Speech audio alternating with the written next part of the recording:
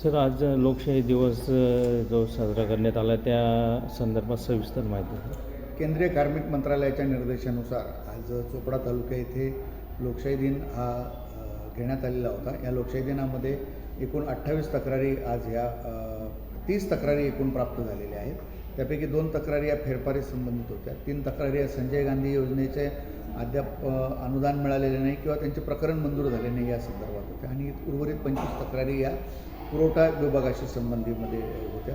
तर संजय गांधीची फक्त बैठक झाल्यानंतर ते प्रकरण मंजूर होणार आहे, त्याला 1 महिन्याचा वेळ आहे. उर्वरित 27 जे काही प्रकरण आहे ते निकाली काढण्याबाबत तहसीलदारांनी सगळ्या संबंधितांना सूचना दिलेल्या आहेत आणि आज सर्व तक्रारी त्याच्या बाबतीमध्ये निर्गत होणार आहे. सर, लोकशाही दिवस निमित्त काही लोकांना माहिती नसणार आणि त्यांना तक्रार करायचं राहिलं तर यासाठी काही आव्हान वगैरे करता येईल? लोकशाही दिन हा एक माध्यम दिलेला आहे, परंतु लोकशाही दिन झाला म्हणून इतर वेळी लोक त्यांच्या कामासाठी पाठपुरावा करू शकणार नाही असं नाही आहे. दररोज यासाठी तहसीलदार आणि उर्वरित अधिकारी हे त्यांच्या ऑफिसमध्ये उपलब्ध असतात.